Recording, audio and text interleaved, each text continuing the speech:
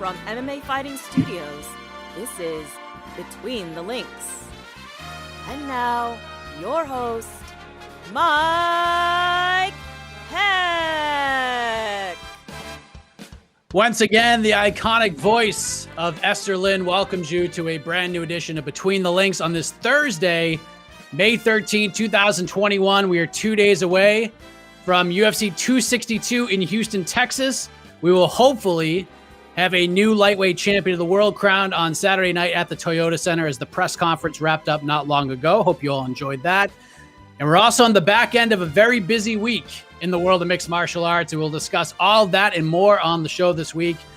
Before we introduce the combatants, a couple things right off the bat. First, a big thank you to everybody who watched, listened, or streamed the 50th episode Gauntlet show last week. It was chaotic, but we got through the damn thing, and the feedback has been wonderful, so much appreciated on that. Also, Phoenix Carnivale, she isn't just the BTL champion, she's like the ultimate BTL champion, and she's also very busy. So we don't know when she'll be able to come back and defend the title. So this matchup this week will determine one half of an interim title matchup on the show next week against Jed Meshew, as we're back to the normal format this week. And I felt it was good timing on the heels of Neil on Neil this past Saturday. We do another matchup sort of on that scale. We're going to do Alex versus Alex this week on the program. So let us introduce the two Alexes that will be competing this week, and we'll get right to the first question. First, let us introduce a man who had a fantastic showing in his round against Phoenix Carnivale last week. And I will say, a lot of people have been hitting me up, screaming robbery in that round. A lot of support towards the Prince of Positivity as he returns to the panel once again this week. Let us say hello to MMA Fighting Zone, my best friend, Alex K. Lee. How are you, sir? What is this? What? Can we just... Oh, no, wrong way. Can we guess? Yeah, that, can we, thank you. Yeah, this one. Okay. Yeah, that, no, yeah, oh. Hello, my best friend. Yes, it's great to see you. It's great to be here with everyone. I hope people know that even though you and I are best friends, that you're never biased on this show. Well, I mean, people can look at my record and they can see that clearly there is no bias. Otherwise, I'd be doing a lot better. But otherwise, I am great. I'm happy to be here. And yes, I felt good about my last couple of swings on BTL and going head to head with the GOAT, Phoenix, last week. I for the first time maybe ever, Mike, I felt like I really, really belong with the elite of Between the Links. So we'll see how that goes today. There you go. And back on the panel this week, she wanted another shot. She ran into the Carnivale buzzsaw as well last week. Let us say hello to Alex Wendling to round out this Alex versus Alex matchup. Alex, what's going on? Welcome back to the show. I am super excited to be back and to prove who is the elite Alex here. So let's go. Oh, snap. Here we go. This is what we like to see. Alex versus Alex. Mike, hold on a sec. Hold on. Mike and the truck, 1 second. Why am I the only one who caught an L on my record last week? And awesome Alex here. We'll go with awesome Alex. We have a cool Alex, of course, Alex Savas. Why does awesome Alex over here? What does it say? Debut with no blemish on her record. Truck, do you want to answer that one, Mike? Change it on the air because you're calling it out now. That's a good question. And he responds by muting AK. And I got a whole okay. Well, maybe that'll like change. for Doom. I'm gonna have this overturned like for Doom. Me and Alex are matching. We have this like tannish color going on. So we have the Asian going on and the orange. Maybe next time we'll do yellow, so it's just like really comes all together. Nah, it's all coming full circle here. The round of applause from the live studio audience. Let us get right into this thing. Let us begin with the festivities that took place last weekend in the world of mixed martial arts. We had a really good offering from Bellator on Friday. Bellator 258 is in the books. We have a new Bantamweight champion in Sergio Pettis. Anthony Johnson was victorious in the cage, not so much out of the cage, as you may have seen. Peter Queally got a big win over Patricky Pitbull, and MVP delivered the goods and then some against Derek Anderson. Plus, some big-time performances, some big upsets in the prelims, and then the UFC countered back on Saturday with UFC Vegas 26. Big win for Marina Rodriguez, a resume-building finish for Alex Morono against Donald Cerrone. We'll touch on Cowboy a little bit later on. But AK, we are going to begin with you this week, my friend. A lot of MMA happened We can even go back to this past Thursday with the PFL and how that card ended controversially. Kayla Harrison's big win and the mic drop. But from those 72 hours of action, AK, what was your biggest takeaway of all? I'm kind of extending beyond the 72 hours here, but I mean, and this is not really anything new, but just another reminder that come hell or high water, the UFC is going to put a show together. Because let me tell you something, there was some doubt, at least I know among us internally, that there going to be a card on Saturday. As of Monday, you know, the Rodriguez Waterson main event was not officially announced. It had been targeted for a few weeks, but it was not officially announced. We knew that Cerrone had lost his opponent, of course, and you know, we thought that Morono was coming in, but again, it looked like the UFC was really holding out for the Rodriguez Waterson thing to happen, and thankfully it did, and everything got signed, and everyone's visas checked out. And but I mean, I can't get over it. The original main event, Dillashaw Sandhagen, gone. Co-main, Cerrone and Sanchez. We all know what's happened there with Diego, and that fight's not happening. And then before all that, even there was like Holm versus Pena was supposed to be on this. Francisco, what's his name? Figueiredo, excuse me, versus Jimmy Flick. Flick retired. That it just out of nowhere. Roxy Matafari, Tyler Santos. Roxy had a bad knee injury, and then within like 48 hours of the show, Hebus Hill, Rothwell Lins, and Benoit Adashev all got canceled for various reasons, and the show still went on. So that is just ludicrous to me. And I'm not saying it's a bad thing. Again, the fact that UFC can do this is in many ways impressive. I give so much credit to the staff and the people who make these wheels keep moving. It's insane to me, and the fighters, of course, and their coaches. But outside of that, look, Marina Rodriguez, she's a contender. We know this. Michelle Waterson, the ultimate company woman. Gregor Gillespie, still one to watch at 155 for anyone who's kind of like, oh, maybe the ship has sailed on him being a lightweight contender. Heck no, man. This guy is. We knew he had the skill set to be a champ, and now we see the heart too. So love what we saw from Gregor. As for Bellator, man, my takeaway again is pretty broad. Sergio Pettis, for one thing, totally lived up to finally living up to the hype that we've seen from him for years. So that was a great performance. And also, I just want to say, like, I think Bellator's return to activity or to operations, let's say, has been pretty strong. I think if people look back on the events they held in across April and May, the post pandemic, not post pandemic, but during pandemic, sort of their comeback. It's been a really good showing for Bellator with, again, the title fights they've had and with the start of the light heavyweight Grand Prix. A lot of people delivered, and there's been a lot of good fights. There's been a few clunkers here and there. That's really any major promotion that puts on so many fight cards. So just overall for Bellator, really nice return to action, and then they'll be back again next Friday, I think. Alex Wendling, what do you think? Like when the weekend wrapped up and the UFC card ended, when you think back on those 72 hours of MMA, what was your biggest takeaway? My biggest takeaway is that there are big things coming for Bellator. I think that is the best show that they've had since moving to Showtime. Boy, when the saying where you say, I can beat you with one hand was taken quite literally, when Jose Augusto nearly knocked out Anthony Rumble Johnson. When I first was watching that fight, it kind of surprised me that Anthony was a little bit smaller. For some reason, I had imagined him to be this huge guy, but Jose actually made him look small. So I'm super excited for the light heavyweight Grand Prix. He's going to have to go against Vadim next. And he said in his press conference, he's like, Vadim's good. And he said it very assuringly, just being like, he's going to be a tough matchup, but he hadn't been thinking about anyone else because underestimating Jose could result in a defeat. And it almost happened. He lost that first round because he doesn't even remember being nearly knocked out. And then we had that decision win for Sergio Pettis, which is just so nice to see that Anthony Pettis' little brother is making a name for himself and showing that he's not just a little brother anymore. So big things for Bellator. And then on the UFC side, of course, I love the main card, Marina Rodriguez versus Karate Hottie. I'm excited to see what goes on next for that because Marina Rodriguez is 6 now and Mackenzie Dern is 5, but she called out Joanna. So I'm kind of interested to see if we're going to get some Brazilian on Brazilian action, but Mackenzie's much more of a jiu-jitsu while Marina has the Muay Thai background. So I'm excited to see where they go from there. But then when we talk about Donald Cerrone and having that first round loss, it makes you wonder, like, what's going to be next for him. So other than that, I thought it was a great weekend. I'm not going to lie. I took a little bit of a beach day when I found out that Hebus and Hill was canceled because that was the fight that I was looking forward to most. But I still got to rewatch it before the show, guys. Not going to call myself out completely. Okay. So we'll get back to the Bellator event in a second, but let's touch on Hold the on, UFC hold on, event for a Mike. moment. Go ahead, AK. Hold on. Is this newbie trying to show me up with this on point Brazilian pronunciation? Oh, Rodriguez. Oh, I'm sorry. I said Rodriguez. What was it? Oh, Jose. Oh, okay. Oh, I see how it is. Okay, we're. I thought this was going to be cordial.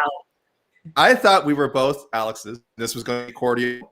I get it. Okay, we're doing this now. Okay, I'm sorry, Mike. I didn't mean to. I apologize. That was rude of me. I interrupted, but now I know how it's going to be. Okay, I'm sorry, Mike. Please go ahead. Taking it to the next level. I see it. Well, speaking of Marina Rodriguez, because AK made an interesting point, she picks up the unanimous decision win over Michelle Waterson. And as that night progressed on Saturday, and we saw some of the great performances and fights on the card, one of my biggest takeaways is while I thought the main event was a great fight, I just wondered why they went that route, right? Just only because I love the matchup, but the fight came together on a week's notice. Rodriguez didn't even get to Vegas until Thursday. So she basically quarantined, cut to 125. She made weight and fought. So they did a lot of moving around and a lot of moving pieces just to make this fight happen in a week's notice. So it was interesting in that aspect. It was a hell of a showing from Rodriguez, no doubt about. So Alex Wendling, what stuck out to you most from the main event, more specifically Marina Rodriguez's performance? What did you learn about Marina that you didn't know heading into the fight? Well, I definitely knew that it was going to be a tough matchup for Karate Hottie coming in. I think she proved that she has that fight and that she was going to try to make that comeback towards the end, but it just wasn't enough. And it really made me realize that Marina's a few inches really makes that difference, because it was really hard for Karate Hottie to close that distance. And when I met Mackenzie Dern at Ruka, she's a little bit smaller than me and I'm 5'4". So now it makes me wonder, do people add maybe 1 or 2 inches to their official stats? So it's going to be interesting to see how she sizes up to the other contenders. But I just think that there are levels to this shit. I don't think that the top tier fighters, Weili, Rose, Joanna, I don't think that Marina is even ready to compete with that. I think she needs to work on her takedown defense. But when it comes to a whole striking war, I would love to see that Joanna matchup. But it's definitely nice to see some other names being thrown in there, and hopefully she can break into the top 5 soon. AK, what did you learn about Marina that you didn't already know, especially her taking the fight on short notice, the long road it took for her to get from Brazil to Vegas, and basically turning around and fighting after arrival in just 48 hours? Hold on. Now Wendling is name dropping. Oh, I was just hanging out at Ruka with Mackenzie Dern. I mean, now she's not even on the screen. Mike, what kind of Mike, what's going on? What kind of show are you running here? I thought this. What kind of savage did you bring in to fight me today? All right, what is going on here? She is no selling you, AK. No selling you. The funny thing is that that connection happened just because we were out in the bars in Newport, and I had run into Jason Perillo, and I was just like, "Yo, Jason, what's up?" And people just had told me about the gym being so nice. And when I finally went to try to get some interviews, I got to meet her, and the first thing she does is she runs up to me and says hello, and I was just like, "You're the nicest person ever." And her daughter wasn't there, so that was the only bummer. I'm gonna have to see the little baby. She's so cute. But continue. Sorry, hold on. Oh, sorry. One second. Hold on. 1 second. Let me get links down here. Here's these names you dropped, madam. Here's these names you dropped. Okay. All right. Sorry, somebody's calling me right now. It's Conor McGregor. Listen, we got it. Okay. All right. Listen, I haven't left the house in 8 months because Ontario is a vaccine lacking nightmare, and you're talking about you run into Mackenzie Dern and Jason Perillo. Okay, I need to focus on the question. Marina Rodriguez, right? Yes. What did we learn? I don't know if we learned that much new about her. If I recall, I believe she was a pretty sizable favorite going in. I think a lot of people like her as a potential contender, even though, again, there was anytime you have that kind of draw loss, back-to-back thing, people it's they kind of forget about you, which is a bit silly because, again, her fight with Esparza, she showed off a lot of good stuff against a former strawweight champion. The fight with Calvillo was another tough fight. So if anything, I would think even though she didn't get the win in those fights, I would have hoped that they would have shown more. That people would have seen more and understood why she's being viewed as a future contender. But again, now back-to-back wins obviously looks a lot more palatable. It's a lot easier to sell. against, again, Amanda Ribas, who was, of course, being billed as, and maybe still is, as the next big thing at 115. And then Michelle Waterson, a longtime veteran. So I don't know if we learned a lot about her. I think maybe it's more fair to say that people in general kind of got a better idea of how talented this woman is, because she's got the physical tools for it. She's got the skill set. She's right there, I think, athletically in her prime, or at least just about, maybe coming about at the end of it. But yeah, I think I don't know if she necessarily showed anything new, but definitely being the main event of this card, more people got to learn about her. She's mean, man. She's mean. When she throws, she goes for the kill. She's no joke. Waterson, tough as nails, great fight. Before we move on to another big storyline from this weekend, I want to talk about Sergio Pettis, because he looked phenomenal on Friday night. He defeated a damn good fighter in Juan Archuleta, and his game has certainly elevated since heading over to Bellator, and this title win helped a bit more, like Alex Wendling said, in giving Sergio his own identity. Like the Anthony Pettis' little brother tag is starting to fade away more and more with each performance. And with that win, AK, and we know how fun 135 is across the globe. We sing its praises every Sunday and on to the next one, but we like to do these cross-promotional conversations.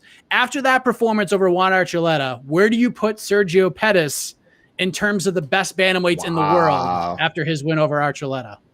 Wow, we can't just let the man enjoy his win, being the king of Bellator, which has, I think, a very good bantamweight division. But yeah, no, I think it's a fair question to ask. I mean, look, I as cool as that win was, and as much as Sergio has kind of, again, fulfilled his potential that so many people have said he's had for so many years, I'm obviously not going to say I don't think he's the number one bantamweight fighter in the world, and there's no shame in that. As you mentioned, it is just a ridiculously deep division. Man, if I had to, it's funny, we have bantamweight matchups coming up that would help to resolve this question so much. And also, it depends how a lot of people think about Aljo. I'm fine with saying Aljo is the champ. I don't know if you want to say he's the best, but he is the champ. Let me run this down. Let me go. I got the mystery rankings here, Mike. Let me go one by one. I would have him below Aljo. I'd have him below Piotr Jan. I would have him below Corey Sandhagen. I'd have him below Rob Font. And then this is a tricky one. Now I'm hitting the Frankie Edgar, Marlon Moraes territory. And people know I'm a Frankie fanboy. You know what? He's in the top 10. He's in the top 10. I'll say outside the top 5. So I'm kind of cheating here. I won't be specific. I'll put him outside, so somewhere in the 6 to 10 range. What do you think, Alex Wendling? Would you agree? Like if somehow the world of MMA changed and we could make these matchups, would you favor Sergio Pettis in a matchup with, say, Dominic Cruz or somebody like that? I'm super excited for UFC 263 just because we'll get to see Davison Figueiredo and Brandon Moreno go at it. I know they're at flyweight, but they're both super quick as well. So for the bantamweights, I don't know how I would rank him. I think I would have to see him go against a few more contenders, but I think I would have to put him definitely behind a Dominic Cruz. I don't think he's at that level yet, but he's now in his 30s, or is he 28? But I think he still has work to do. But against Juan Archuleta, being able to kind of control the fight the way he did and get the decision win was big for him. I thought personally Bellator won the weekend overall. Their card was a lot of fun. It was a really good card from top to bottom. It was great to be back on the road covering an event again. I thought Gregor Gillespie stole the show on Saturday, and let's be clear, I think he stole my heart and a lot of other hearts with his performance on Saturday. What a fun weekend, but we go from a fun question to answer to a tough question to answer. We'll get to that in a moment. But the points for round one goes to...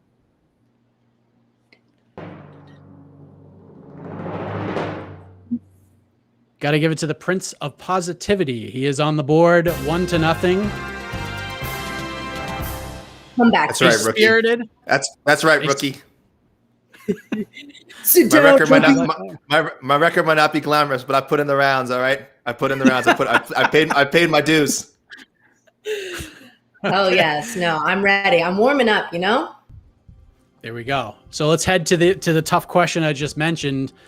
Let us move ahead to the future of a legend, a first ballot Hall of Famer, no doubt about it. One of the most game fighters of all time, Donald Cerrone. So, This man was scheduled to fight Diego Sanchez on Saturday. All of that craziness happened where Diego was released. And on 6 days' notice, as we found out when I spoke with Alex Morono on Tuesday, Morono gets the call, steps up, stops Cowboy at the end of the first round, and he picks up the biggest win of his career. So before we actually get into the tough questions, Alex, let's sort of accentuate the positive side of this. To me, I feel like, and it's not all that surprising, the aftermath has been about Donald Cerrone and his future. Hell, it's a question on this program, but I feel like not enough credit is being given to Alex Morono for what he did on Saturday and picking up the biggest win of his career in the fashion in which he did so. Do you agree with that Morono is just not getting enough love here? I definitely agree with that to a certain extent. He did take it on short notice, and it's just hard because Donald Cerrone, he's such a legend. So what you wanted to see, it was him come out there and really kill it. But you have to think that Donald Cerrone, he usually fights at 155, and he took the fight at 170 so that he could fight Diego Sanchez, who isn't a young up-and-comer. So I think maybe that's part of the reason why the hype train for Alex Morono isn't happening. But I mean, a win is a win, and when it comes down to the matchmaking, people will remember it. The people that matter, at least the matchmakers, will remember. So I think even if it's not getting all the hype right now and people are more focused on what the next move is for Donald, it's like AK right now. He's put in the rounds. Donald Cerrone has put in the rounds. Everyone knows his name, you know? So people are going to be more focused on that.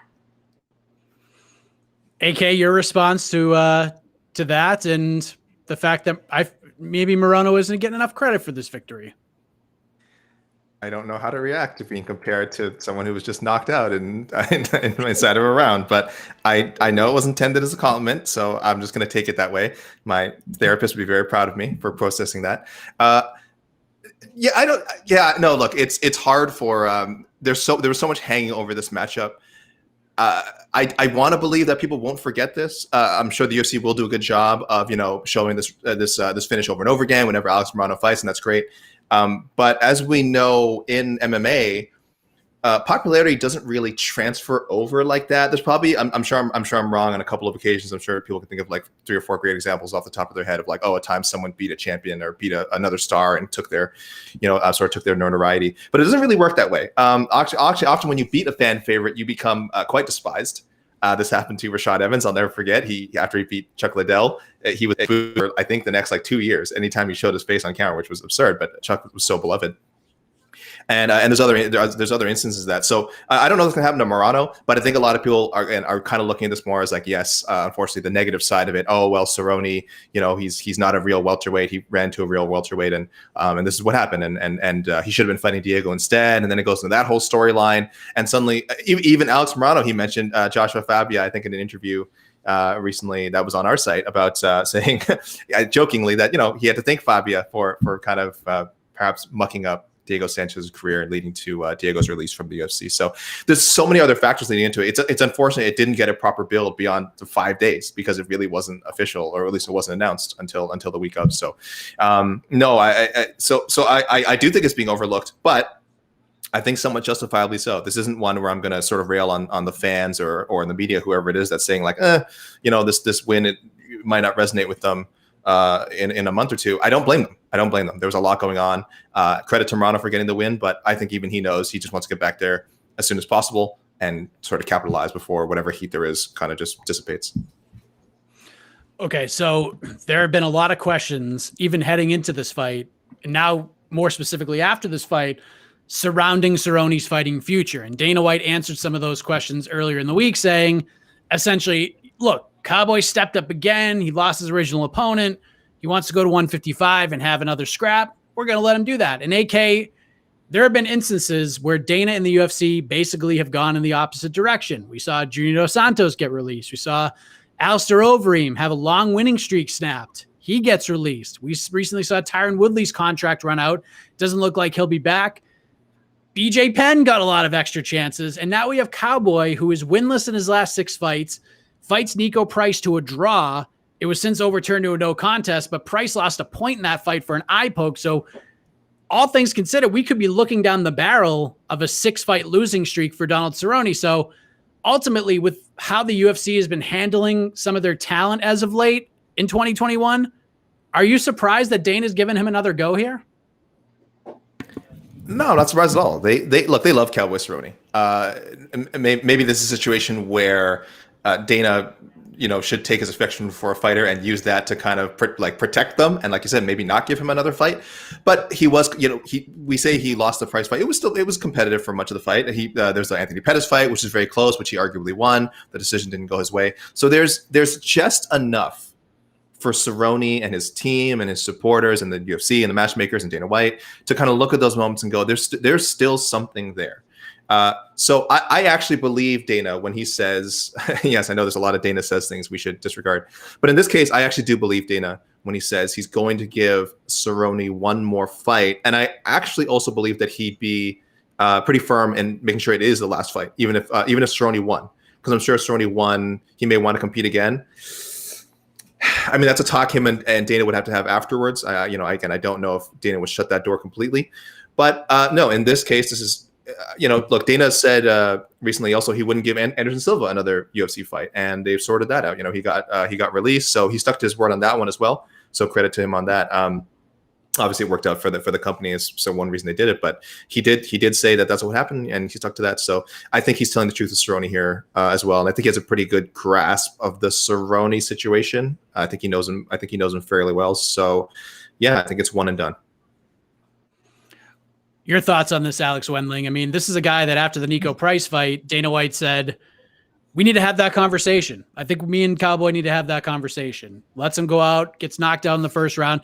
And look, if you look at this losing streak that Cowboy's on, look at some of the names of the fighters he's lost to.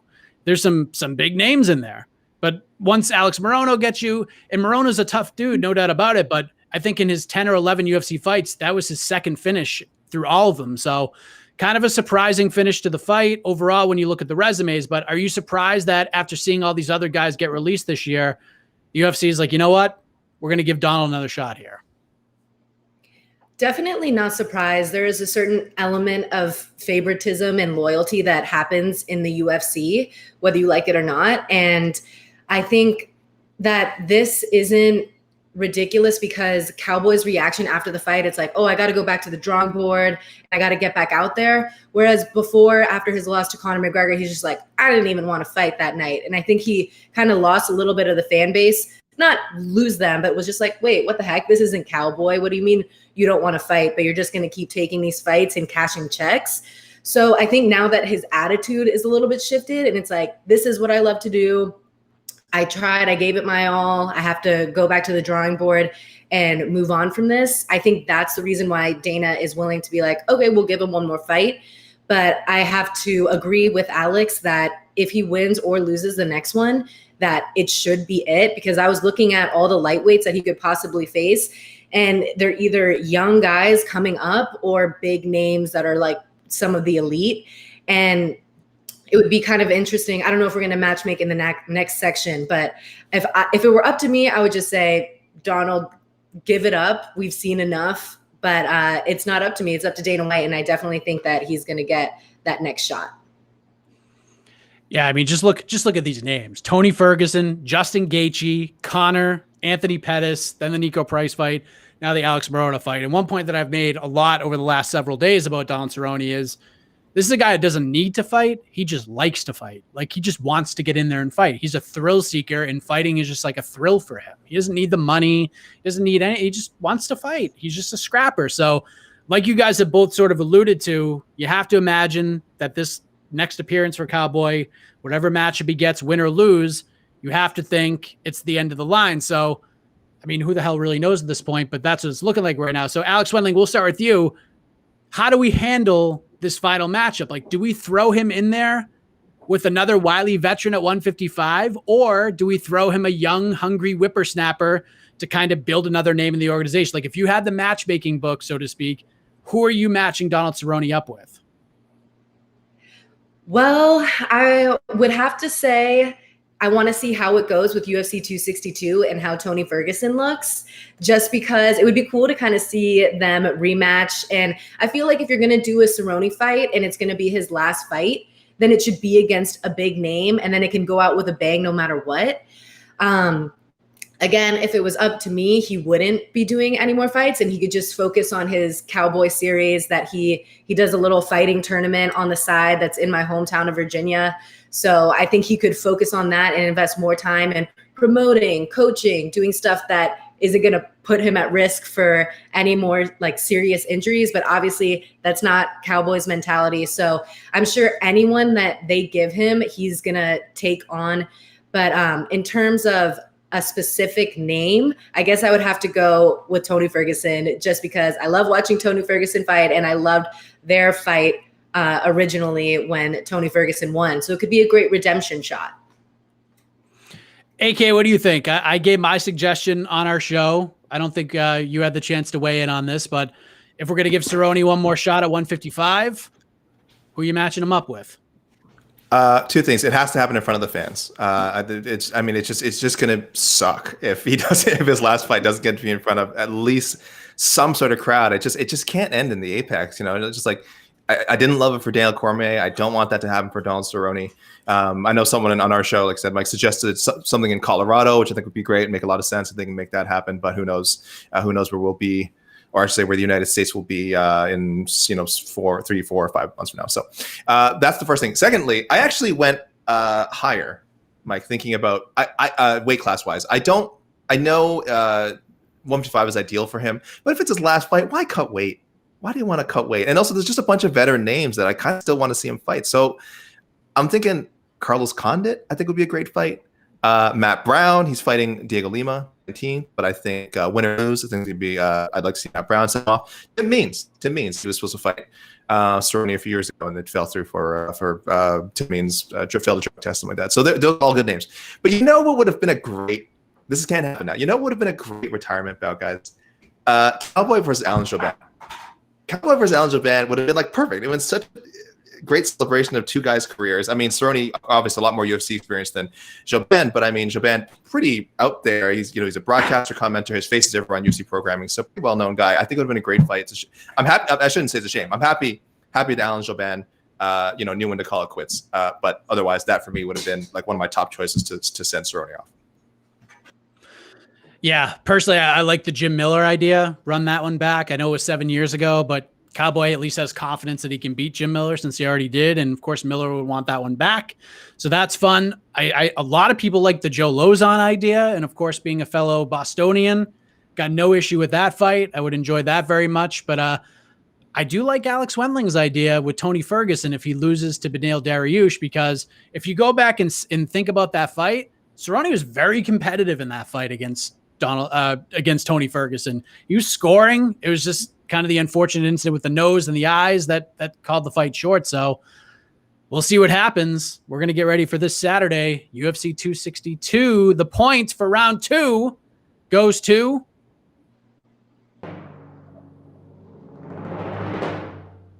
AW.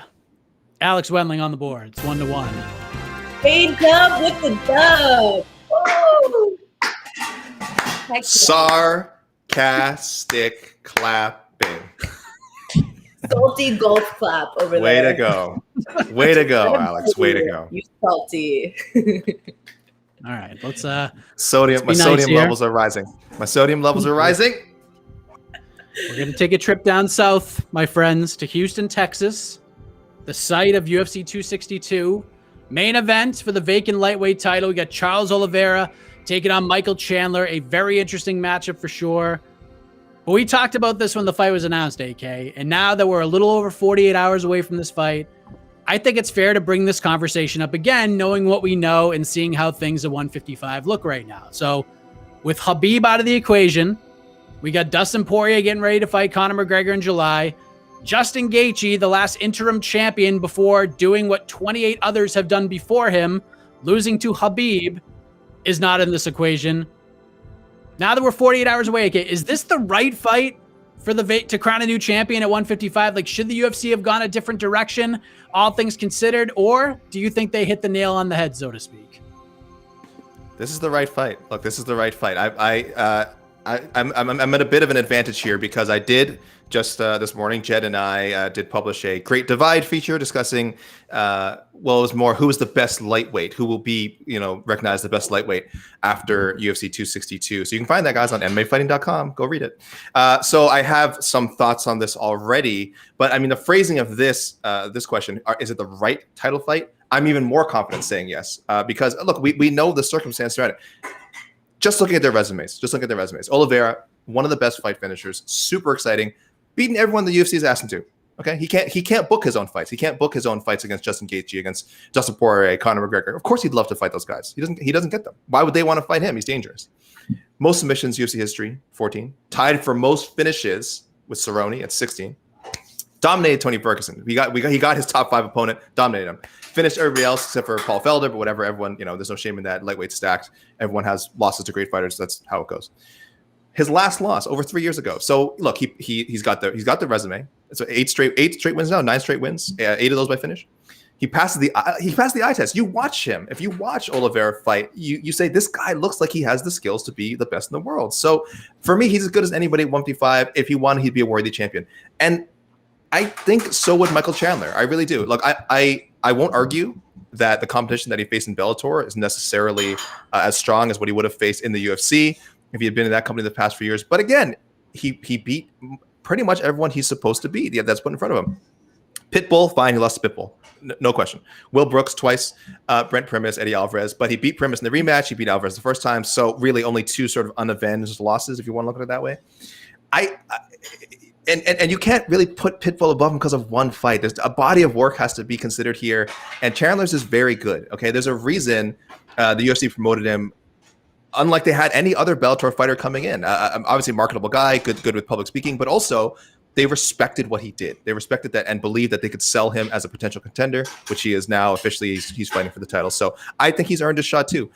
And just to address all the other names in there. Gaethje for sure is credible, but I mean, I don't understand why he shouldn't have to win one more fight just to get back in the picture. Poirier, I think, has the strongest case. He chose to fight Conor McGregor. That was his choice. And there's nothing wrong with that. I'm not saying he made the wrong choice. There's a lot of money there. And Conor McGregor, same thing. He'd rather fight Poirier than jump into a vacant title shot against Chandler or Oliveira, apparently. So, again, it just comes down to Oliveira and Chandler. They've done what a contender should do. They booked themselves fights. They've won fights. Argue whoever you want, who's the best. I mean, look, if we're being honest, Khabib could get off the couch and beat any of these guys. But this is the right matchup right now. So I give credit to the UFC and to Oliveira and Chandler for signing on for this. I don't think they could have done better given the circumstances. Alex, let me be clear. When I look at this fight in particular, this from a stylistic perspective, I love this fight. I have no idea how it's going to play out on Saturday. And I think if these guys fought 50 times, it would be different each and every time they fought. That's just how their styles match up. But thinking about it, I feel like the majority of people feel like Charles Oliveira deserves to be in this fight. While on the other side, there's some folks who feel like Michael Chandler, just because he had one win over Dan Hooker, maybe he shouldn't be getting that shot. Tony Ferguson said he had the Dana White privilege at the press conference today. So all things considered, do you feel like these are the 2 guys that should be fighting for the lightweight title on Saturday? Ultimately, I think there wasn't really any other route that you could have gone. Dustin has been, he has said that he wants to fight for his legacy, and a more legacy building fight and route was to go with a Conor trilogy. So you can't, obviously we wanted to involve Dustin in any way we could, but that wasn't the route to go. So where could you go from there? Justin Gaethje's coming off of a loss that really made you question everything about what we knew about him. We knew he lost to Dustin Poirier, and then he had such a dominant win over Tony Ferguson. But then when you get dominated in the fashion you did against Khabib, you just can't be thrown into a championship. You can't be in the running for that. So I think you always have to expect the unexpected when it comes to the UFC too. Because when I heard this news, it was just so shocking to me. I didn't even think of them as an option. But when you come out with for your debut and knock out someone from City Kickboxing, Dan Hooker, who is absolutely no slouch, who gave Dustin Poirier the run for his money, I think you deserve it. And you've been in Bellator, been a 3-time champ. You can't really say that he doesn't deserve it. And also you have to question, Charles Oliveira never being in a 5-round match before, whereas Chandler has all this experience of being the champ, having that pressure on him. And also, I think it's going to be really tough for Charles Oliveira to get Michael on his back because his wrestling is so good. And I feel like when you have really strong wrestling, that can kind of counter out the jiu-jitsu, but you have a guy that's never been submitted going against someone with the most submissions in UFC or tied for most submissions. So it's so exciting. There really wasn't any other route that you could go, and there's absolutely no complaints about this card coming up. So I'm super excited to watch it. So one thing that I am curious about is what I'll call the DC factor. Like when Daniel Cormier was the light heavyweight champion, no matter, what sort of run he had or when he had it, a lot of people put an asterisk on it. Like John Jones never lost his title. John's the real champion, yada, yada, yada. So, Alex, let me ask you this. Alex Wendling, will there be an asterisk on this title run for whoever wins this fight? And let me add, does it depend on who wins? I think there will have to be an asterisk until they defend it. And then that can really be, the stamp on it that this is really the champion. And I think Michael said, people are going to say that I'm undeserving of this, but they're going to grow to like me when I am defending it and proving myself again and again. And like Dana said in the press conference, timing is key. So sometimes things just work out the way they're supposed to. I said in the last Between the Links that everything happens for a reason. Yoel came out of Bellator because of the injury. And I think that was meant to be because I think Anthony Rumble would have had a real struggle not having a tune-up fight. So timing is everything. And in this situation, I think that Michael Chandler is going to come out with the win. But I honestly kind of blanked on what the question is now. Yes, the asterisk. Like if Oliveira wins, will there be an asterisk? If Chandler wins, will there be an asterisk? Yeah, I think if either one wins, that they're going to have to prove it in their first title defense. But I think the asterisk will be there just because of all the circumstances of Khabib not returning and Dana dragging it on for so long. Like, yeah, he's coming back and leaving it so that no one was fighting for it. So I think there will be an asterisk just for that. What do you think, AK? Because there's a part of me that feels like if Charles Oliveira wins on Saturday, I don't think we're going to hear the asterisk talk as much, but if Michael Chandler wins, I feel like we may hear it more. And fair or not, that's what my gut is telling me. What are your thoughts on this? Because I feel like it's going to be attached to either guy, but I think more so if Chandler wins. Do you agree with that sentiment? Yeah, I think that's spot on. I mean, look, Oliveira has a much longer record with the UFC. Fans who only watch the UFC know him. To them, Chandler's still an interloper. He's still a guy who came over from the quote-unquote B League, which obviously I don't believe that at all. But that is the perception of for a lot of fans of anything that's not UFC. It's all one B League all clumped together, which is absurd. But yeah, that is the thinking. That said, I do think Chandler has done, and the UFC again have done such a great job pushing him. I don't know if you've been keeping up with the embeddeds. It's like 80% Chandler. Like he's doing a lot of the talking. It's like featured a lot of things in his life, and he does a good job with it. Bellator did this with him too. Bellator knew what they had with him. They put him front and center at a lot of things. So the guy does a good job of presenting himself as champion. And to the casual fan who's not a UFC hardcore, if they're only familiar again with that last fight and this fight, they might not that be hard. It might not be that hard to sway them to see him as the rightful lightweight champion. He does exude this championship quality. I think Oliveira does too, in somewhat of a quieter way. He's comes off as a very humble guy. Again, he's never kind of done that thing where he's campaigned to be, I'm the best, I'm the real pound for pound, I should be fighting this guy, I should be fighting this guy. He wants those fights, but he, again, usually just ends up taking whatever fights come his way, right? So I do think, unfortunately, both guys will have the shadow of Khabib looming over them, fair or not. Again, I mentioned earlier, so I can't deny it.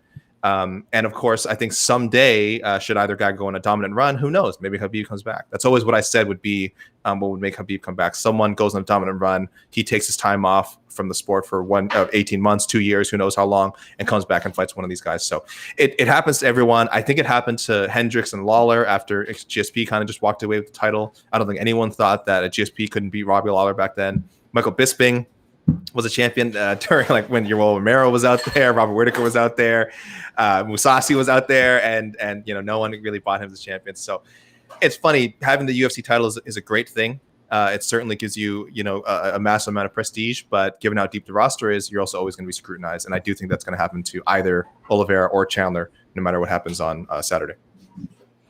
The classic blessing and a curse, AK. Good point. So, AK, back to you. I mean, we do have the matchmaking show on Sunday, and maybe plans will change come Sunday morning when we record on to the next one, and we see how this all plays out. But who do you think is next for the winner of this fight? Like, is it the winner of Dustin Poirier versus Conor McGregor no matter what? Is it Poirier or bust?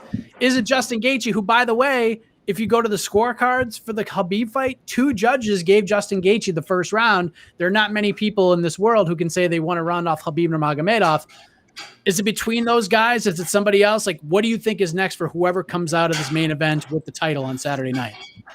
Spoiler for on to the next one, listeners. Don't even bother listening to the show. Please listen to the show. We need that. Otherwise, I won't get to eat. It's Poirier McGregor. It's a Poirier McGregor winner. What are we doing? This is. I'm not saying that. I'm not Jed. I don't speak in absolutes. Obviously, if Justin Gaethje got the title, it'd be great. Who doesn't want to see Gaethje in big fights? That's insane. But Poirier McGregor, if it's McGregor, I don't see why the UFC wouldn't book that. I think he'd rather fight Chandler than Oliveira. I think Oliveira is a straight up nightmare for him, as he is for many people in the division. But either way, no matter who won, I think it would be really strange for McGregor not to give. It's weird to say McGregor not give the champion an opportunity to fight him, but he is the money fight. Let's be honest here. We all know what we're talking about when we talk about getting a McGregor fight. So it has to be the winner of that fight. And Poirier, of course, would be all in. He'd have resolved that trilogy. He knows in his that people see him as the number 1 ranked guy. I believe he is actually number 1 ranked in the UFC.com rankings. So it has to be the winner of that fight. All kinds of shenanigans could happen where it ends up not being them or Gaethje, who knows, and then maybe Tony Ferguson, I don't know, beats Dariush and ends up in the title picture again somehow. But no, it should be, if I'm waving my magic matchmaker's wand, it is the winner of Poirier and McGregor. Agree or disagree, Alex Wendling? I was just laughing that Casey didn't put the one comment someone put, my guy Alex K. Lee's mom is washing dishes nearby. Sorry, that just. Oh, it's like that. It's like that. Hey, Michael Rockhold. Hey, Michael Rockhold. You're banned. Oh, it's like that. It's like that. I totally agree that any route they go, Conor McGregor is going to be the big money fight for anyone. I think it'd be interesting to see Justin Gaethje go up against Charles Oliveira if he does lose. I think that'll be a very interesting one. But if Michael Chandler ends up being the champ, who should he face next? Definitely Dustin Poirier. I guess it depends on who wins the match coming up. But I would love to see Chandler versus Dustin Poirier. I think there was a big reason why Dustin took the Conor McGregor fight, obviously for the money, but I think Dustin not taking the fight with Chandler kind of shows that there is something to be worried about with the Bellator B team guy and why he didn't want to take that fight. I see Joseph Boza suggesting maybe Beneil Dariush if he beats Tony Ferguson. Yeah, he's on a good streak, but I don't think he's to that title shot just yet. But he's very close. He's probably a win or 2 away. There's no doubt about that. But I'm telling you, really dive in to Oliveira versus Chandler. It is a great fight. And of course, we're going to be all over all things UFC 262 tomorrow, starting with the weigh-in show, which AK, I believe it's at 10 a.m. Eastern. Is that what's going down? I don't know. I should know this. I love weigh-in shows, and I Yes. did not get my weigh-in show fixed last time because it lasted like 40. It was over like 40 minutes. Hopefully this time around you get your fix, but I believe it'll be 10 a.m. Eastern time because of the central time zone. We'll have ceremonial weigh-ins on the page. We'll have preview show and more. So keep it locked here on MMA Fighting for all things UFC 262. But we're going to take a look at the card as a whole as we award the points for round 3 to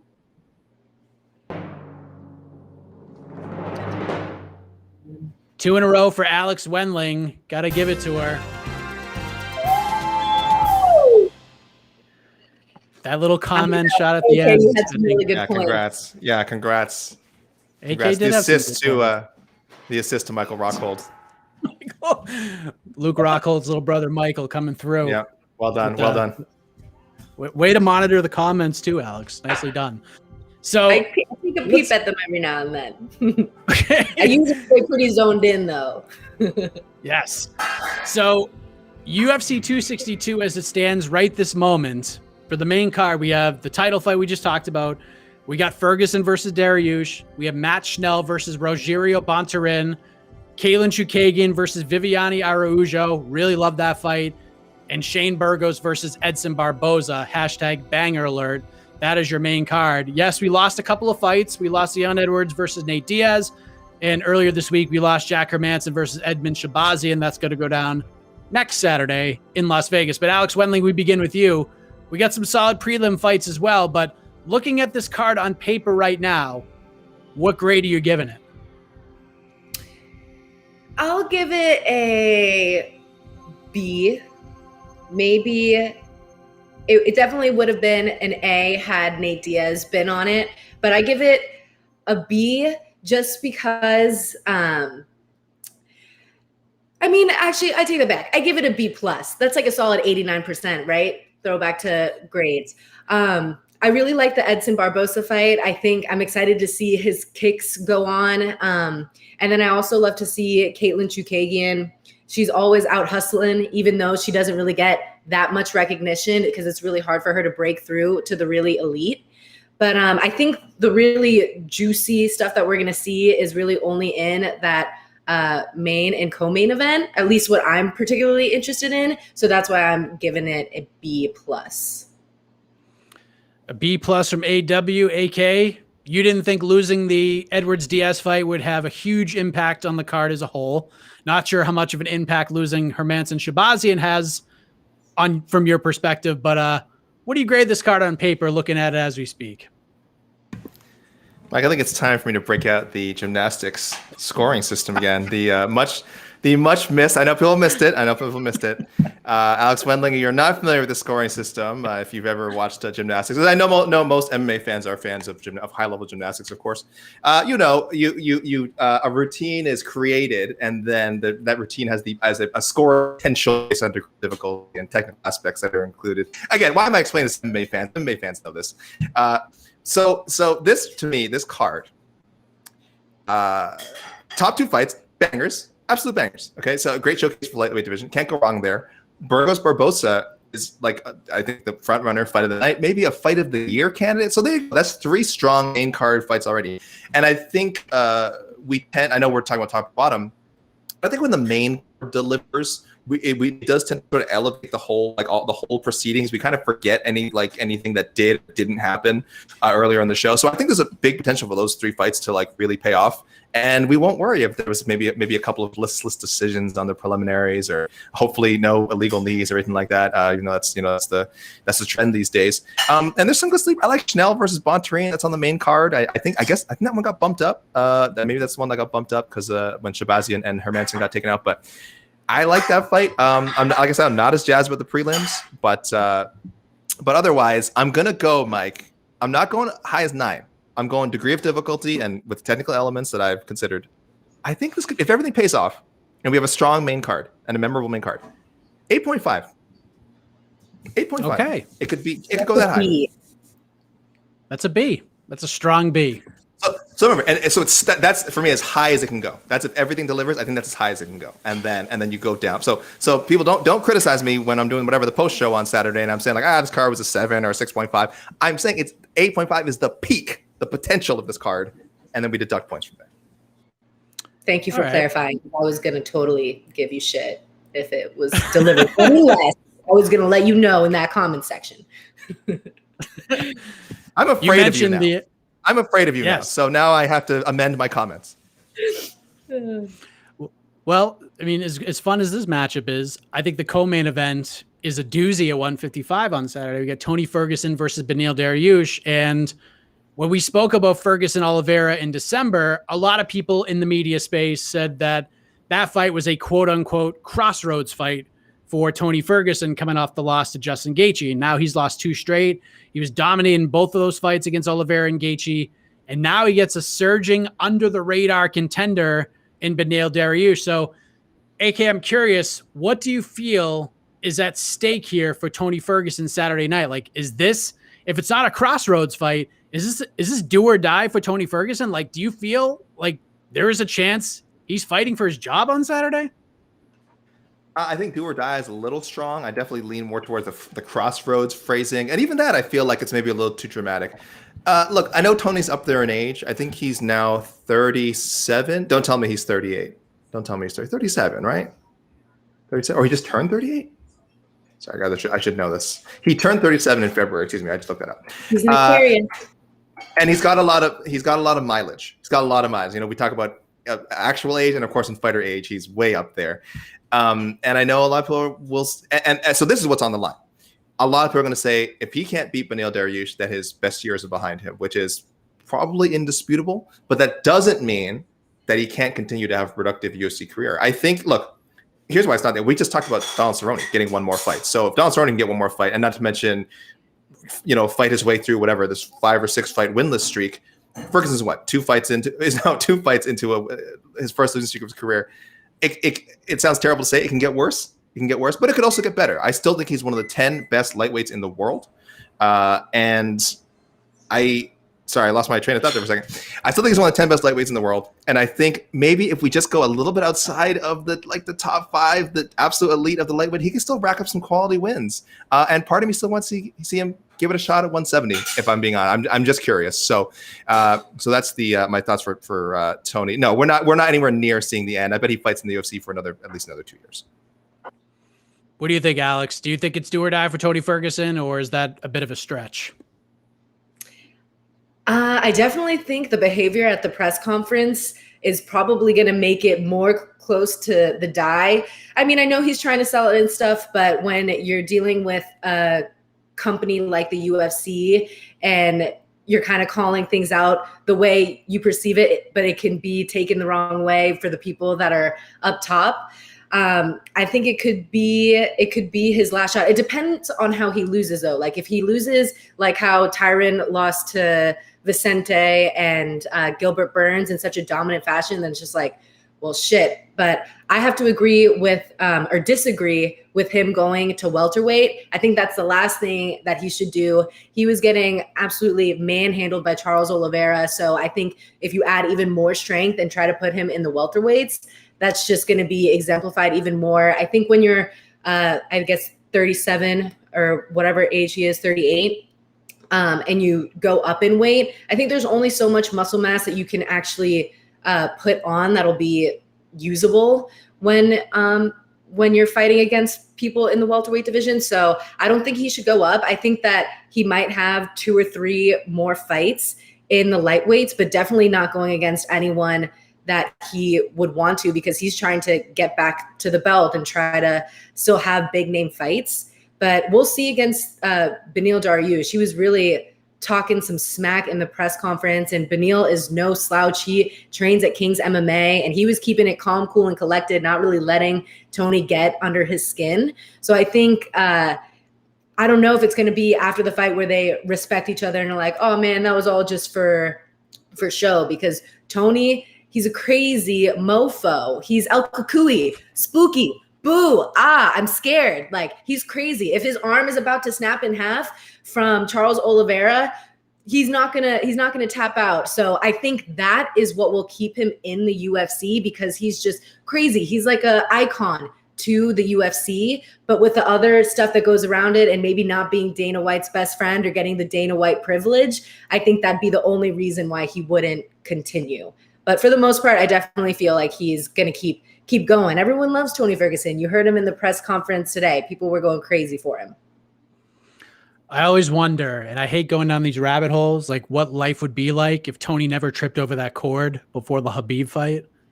Like, I feel like everything just kind of changed from that moment on in his life and his career. So it's a dangerous road to go down. No doubt about it. So let's talk about something else. We like to talk about the low-key bangers on these cards, Alex Wendling. What's the fight on this card on Saturday that you have circled that could steal the show that isn't getting a lot of buzz? Definitely the Shane Burgos versus Barbosa.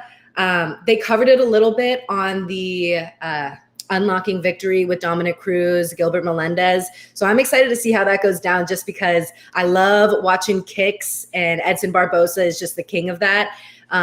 Really knowing the technical side to it from Unlocking Victory made me much more interested. And I definitely think it takes a cake over Caitlin Chukagian.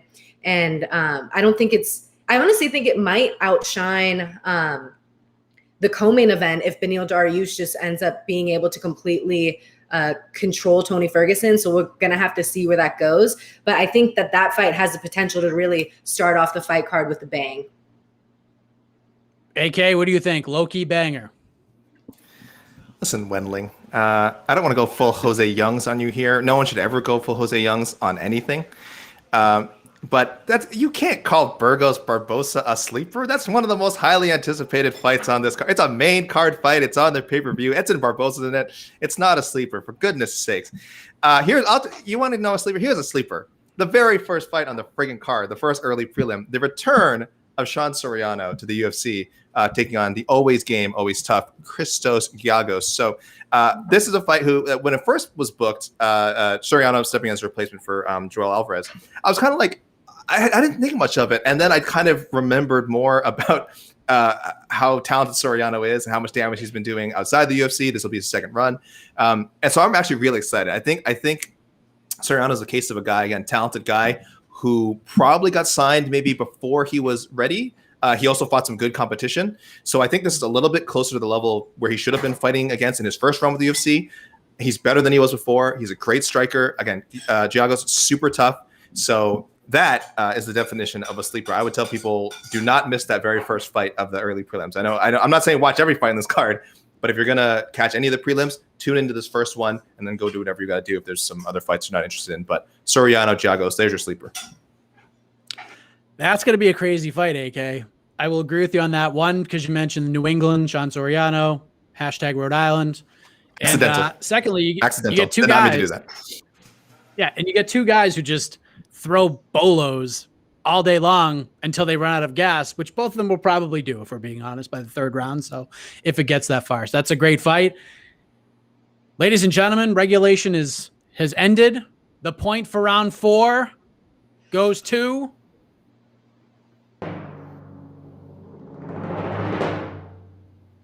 Alex K. Lee. It's 2-2. Longtime listeners of this program, not surprised because that's how this program works. We just debate and then we get to a tie and we go to the knockout. You never know. You never know. You never know. I was down. I was down on the cards. You just never know. So we are going to head to the knockout round now. We didn't get to do a knockout round last week because I suck at math, but we're going to do it right now. And one question will decide it all. Neither competitor knows what this question is. Alex Wendling is freaking out. And they will each have 60 seconds to give their response. Once that is done, we will go to Judge Casey Leiden, who had the week off from judging on the Gauntlet show last week for the most part. He will render the final decision. So AK is going to love this news I'm about to drop right now. We are introducing a brand new segment to the knockout round this week, and I think this will be very interesting and a lot of fun. So before we explain what this is all about, Alex Wendling, since we don't have a champion on the panel right now, and because we are a classy crew here on Between the Links, you have the option. Would you like to go first and put the pressure on AK, or would you like to pass it on to AK and let him show you the way? I guess I'll go second. Okay, just the way AK likes it. Just the way AK likes it. Wendling. Oh, Wendling. When will anyone on this show learn? This man always goes first. I wish I prepared Casey for this so we'd have some inaugural segment music, but we're going to welcome you to the inaugural knockout round segment on BTL called What is Dana White Really Saying? So here's how it works. We're going to have 3 options. You pick 1, 2, or 3, and each number will represent something that UFC President Dana White has actually said this week, and it is up to you to interpret if he actually believes what he says and explain why, or you can give your take on what he is actually saying in said quote. So Mr. AK Lee, you have the option 1, 2, or 3. Number 1, baby. Number 1. Every time. Number 1. You don't have to be Dana White. You're just interpreting what he's trying to say here. So Dana Okay. White was asked by ESPN's Brett Okamoto earlier this week about a possible comeback for one Nick Diaz. And Dana White responded, "My whole thing with Nick Diaz is I just question how bad he really wants to fight. We got together, we had a great conversation, talked about a possible comeback for him. I just don't know. We'll see how it plays out this summer and the rest of the year. It's just the amount of time that he's taken off already. When you hear him talk about fighting, when you hear him talk about the sport, and I sit down daily or talk to daily hungry young savages that want to break into the top 10, become world champions, all that stuff, Nick Diaz has done it all, seen it all. He's been in big fights. I just don't see that in him when I talk to him." So that's what Dana White said to Brett Okamoto. What is Dana White actually saying here, AK? 60 seconds on the clock. Your time starts now. Mike. Oh, Mike. I am fluent in Dana Whiteese at this point. I think you have to be for anyone to be in this industry. And this is like year one Dana learning Dana White speak. The classic, I don't know if he wants to come back. I don't know if he has it anymore. We've heard it with GSP most prominently. We've heard it with many fighters when Dana White, I would argue, we just heard it with John Jones ahead of the Francis Ngannou fight. How badly does he really want the Ngannou fight? And look, it always boils down to, I'm sorry, that's a cliche answer. It always boils down to, we're not reaching a deal financially. This person's asking too much. They probably want more money than they normally get. They're probably to negotiate something beyond the contract that they're signed to. So in Dana White speak, this is Nick Diaz asking for a certain opponent. He's asking for it at a certain price. He's asking to probably defend at a certain time. He wants it done on Nick Diaz time. And Dana White is not going to bow down to that. So how does he cover all those things in one topic? I don't know how badly Nick Diaz wants it. So there you go. That's, again, year one Dana White. Okay, there you go. AK's knockout round response is in. We head on over to Alex Wendling. You have two doors that you have the choice to open. Door number 2 or door number 3, Alex? I'm going to open lucky number 3. Lucky number 3. Let me click on it. There we go. I lost it. Okay, there we go. Okay, Alex, this is Dana White speaking to former BTL competitor Aaron Bronstetter earlier this week about the soon-to-be biggest free agent in MMA come January 1st, 2022, Kayla Harrison, about potentially coming to the UFC. This is what Dana White had to say. "I don't know if she's ready. I mean, when she feels like she's ready, I'm always looking for the best possible people to come in and fight. If you don't think that we've offered her to come over, I just don't know if her people think she's ready yet. It's a whole other level when you get here. Amanda, Jermaine Duranamy, Holly Holm, Aspen Ladd, you got Juliana Pena, the list goes on and on. It's a lot tougher when you come over here, so I don't know if they think she's ready or not, but we'll find out." So that's Dana White speaking about Kayla Harrison to TSN's Aaron Bronstetter. What is he actually saying here, Alex? 1 minute on the clock. Your time starts right now. I think what he is really saying is he likes to paint out this picture and give a chance for there to be a story. So you see with that PFL fighter, Brendan Loughnane, who won his Dana White Contender Series fight, but he ended it on a takedown and it was a little bit boring. He said, I don't want him because he ended it on a takedown. We kind of see a common theme of Dana dismissing people and making it seem like he's not insulting them, but just that they're not ready, that he has his interests elsewhere. So I think by him saying that, it's just a little bit of a teaser to get Kayla Harrison hyped up and prove him wrong, so that when she does end up making that jump over, there's just going to be that much more of a story behind that they can build for these promos and different things. So I think everything Dana says is with good intention for a scheme, and that I think he really does think Kayla does have what it takes, but he's trying to light the fire under her. Okay. By the way, behind door number 2 was Dana White responding when asked about Jake and Logan Paul, if he would ever do business with them. So that could have been a very interesting conversation here for the knockout round as well. Now we turn it on over off of my shoulders altogether. This is why I love doing this. I don't have to decide the winner. I have no pressure on me. So we turn it on over to the judge, the jury, the executive producer, Mr. E. Casey Leiden in the truck. You've heard the arguments.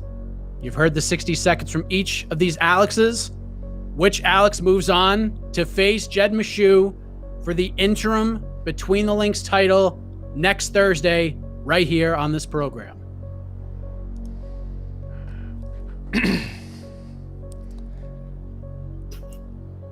This was a great competition, first of all. Amazing, just a wonderful competition. I love this. This is pride matchmaking. The prospect versus the vet. I mean, if AK Lee, one more loss, who knows? Like, is he done? Is he cut? You know? I mean, this is great matchmaking. So it's like, could AK Lee do it? You know, does he have one more run in him at the title? Oh, boy. Okay, I made a decision. Your winner,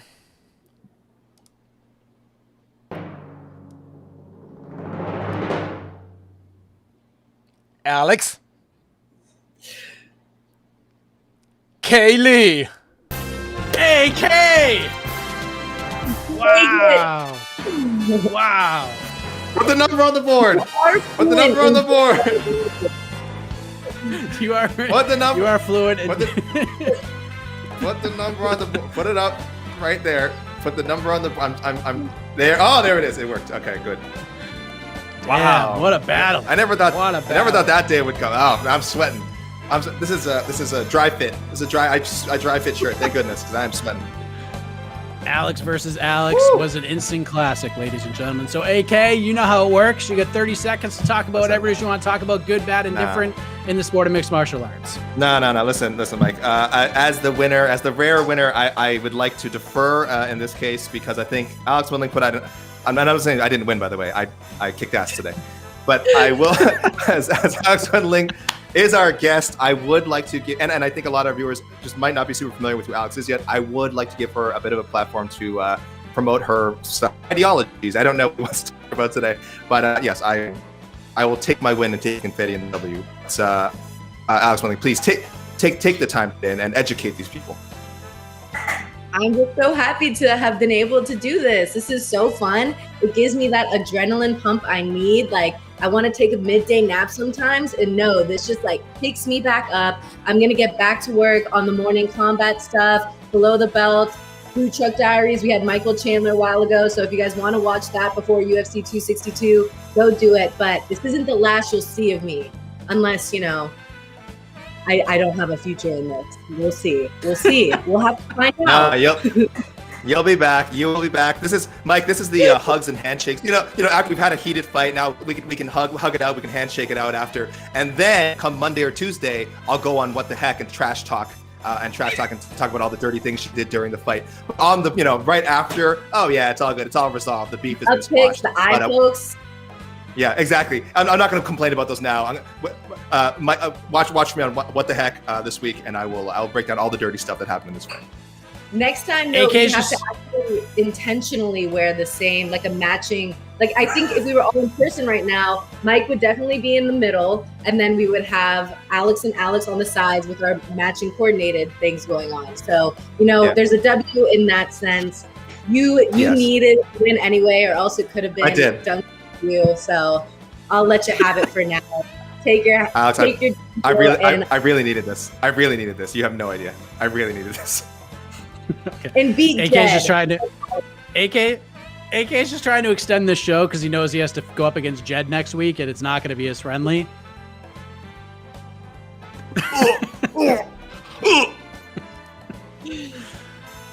There you go.